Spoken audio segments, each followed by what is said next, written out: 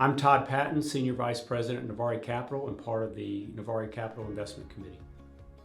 I'm James Harlow. I'm a Senior Vice President here at Novare Capital on the investment team focused on research of companies, the economy, and the markets. Today we're going to talk with James about investors' concerns, risk in the market, and to get started I'm going to ask James some questions. James, there's a lot of risk in the market right now. The number one concern seems to be higher than expected inflation. Can you just address that, what's going on in the economy? Sure. Obviously, inflation is at the forefront of clients' minds, investors' minds. Inflation has a negative impact on the economy. It impacts the purchasing power of consumers. It impacts corporate profit. So it's something that's very important to focus on. We've seen kind of historically is that inflation here in the U.S. typically ranges around 2%. It's been that way for quite some time, and that's allowed the Federal Reserve to keep kind of a low interest rate environment, which has been good, obviously, for the economy, and it's been good for the stock markets. What we're seeing more recently is that level is kind of breached that 8% level, which is historically high. We haven't seen those kind of levels since the early 1980s. A lot of that has been impacted by, obviously, the ramifications from COVID. Back in 2020, back in the spring, we saw lockdowns that were impacting economic activity here in the U.S., obviously globally, but just speaking of for the U.S., the economy sort of shut down. Now we've seen demand come back pretty significantly, but the supply side of the equation continues to be disrupted. So we're seeing a supply-demand imbalance, which is causing prices to go up quite a bit higher than we've seen historically. On top of that, we have the Russia-Ukraine situation, which that area of the world exports a lot of key natural resources inputs. We see oil and gas, we see different metals, we see different food inputs, and that's keeping prices high globally as well. So we've got this situation where inflation is elevated and it's staying persistently elevated, and that's just something that's been particularly concerning for the markets and for investors. Right, and there's always a lot of commentary concerned about the Fed trying to control inflation. What are the tools that they use, and how does that impact the markets?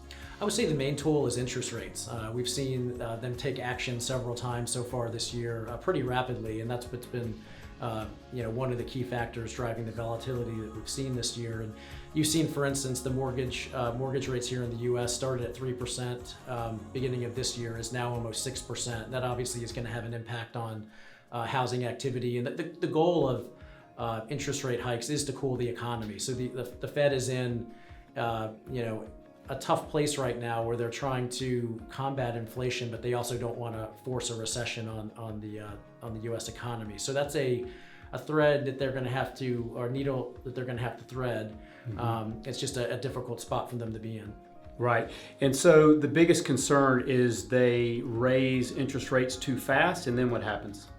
Well, in that scenario, the big worry is that they're going to cause a recession and you're going to have higher prices at the same time. So that's a situation that's called stagflation. It's a type of economy we haven't been in quite some time, and that would just be a combination that would be not good for investors, wouldn't be good for the markets, and that's something that they're trying to avoid. So you're hearing from the Fed, they're trying to be very deliberate. They're trying, you can argue that they've been behind the curve, but they're trying to catch up, and they're trying to be as gradual as they can, but they also have to make sure that they do something about the inflation that we're seeing. Right. So interest rates are going to go higher.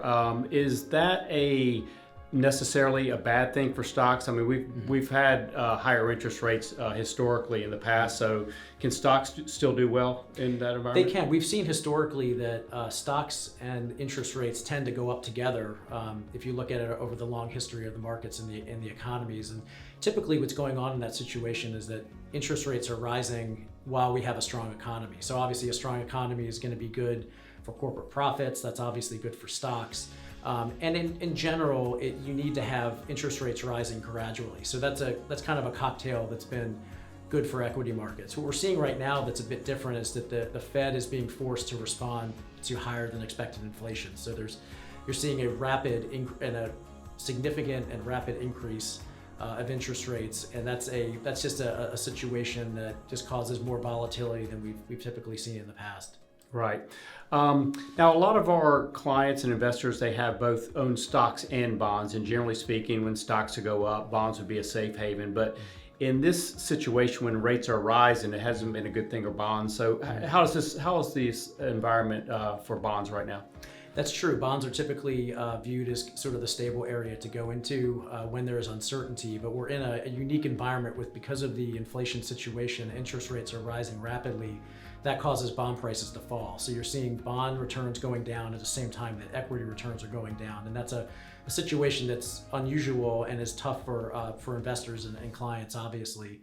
I would say on the flip side, though, is that we're seeing bond yields at much higher levels than they've been in the past. It's been quite some time since we've been at this level for bond interest rates. And if you have a laddered bond portfolio that when bonds mature, you're able to reinvest those proceeds at higher rates. So that's I would say is the silver lining for this interest rate increase that we've seen. Well, certainly they'll enjoy getting higher bond yields. Another concern that is on people's mind is the Russian-Ukraine conflict, and it's terrible what's going on over there. Our heartfelt sympathies go out to the people of Ukraine, but we don't have any direct fighting or troops involved there. But how is that overall affecting our economy and our markets? Sure. I'd say the first thing is just in general investor sentiment. Anything involving military conflicts is going to cause uncertainty. Markets don't like uncertainty. So just from that standpoint, it's causing some jitters in terms of what potential outcomes might be. And I think that's been sort of one major impact. The second impact is obviously, as I mentioned earlier, the commodity market impact of that area of the world just has so much natural resources and different inputs that go into various goods that just come out of Russia, Ukraine. And because of sanctions that Western countries have put on Russia and just in general supply disruptions there, it's keeping prices quite a bit elevated, and that's feeding into global inflation. There's some economic impacts, obviously. Europe is very reliant on imports from that region, and prices are going up, and there's uncertainty about what their access is going to be to these natural resources. So I think those are kind of the main areas would be just in general investor sentiment, but then the impact on commodity prices and the global economy. Yeah, well, we hope there's some resolution there soon. The last major concern I think people are worried about is COVID and maybe how it's affecting China and the lockdowns. Mm-hmm. How is all that playing out in our economy? Well, just in terms of the U.S., I do feel like we've gotten pretty much back to normal. I mean, I think most of us are able to do the things that we want to do, get out of the house and go to concerts, go to restaurants and all that. We're seeing, as I mentioned before, we're still seeing some aftermath, some aftershocks of COVID just from just the supply-demand imbalance. We've seen labor shortages. So just some things that are still not fully back and some things that are still out of whack. But I think in general, the U.S. is back on better footing. As you mentioned with China, they're taking a different stance on COVID. They have what they call a zero COVID policy. So anytime that there's a region in China that has an outbreak, they lock down that area for some sort of period of time, and we've seen that from sort of the middle of March to the end of June or the end of May. They lock down various areas, and that has an impact just in general for global economic growth because China is such a big part of the global economy. But then also just from a supply chain standpoint, so many items are manufactured there, and we've seen a lot of U.S. companies that have facilities there. They had to lock down, and again, that sort of feeds into that global inflation picture that we talked about. Yeah, well, those are a lot of the risk and concerns that folks are worried about. Mm-hmm. Is there anything to be optimistic about? I mean, is there things that will drive stocks higher? Sure. Well, one of the main areas that we focus on that we're encouraged about is corporate earnings. We saw the first quarter numbers come in a good bit better than expected. The 2022 outlook seems quite solid. Expectation for about 10% earnings growth from S&P 500 companies this year. We do expect that may come down a bit as we go through the year, just because of some of the challenges that we've talked about here. But we do feel like the economy and the consumer is coming in from a good place. So we do feel like there may be some negative impacts that come in the remainder of this year, but still think that on net that the earnings growth is going to be quite good this year. The consumer, as I mentioned, they make up 70% of the U.S. economy. We're still very low unemployment rate, 3.6%.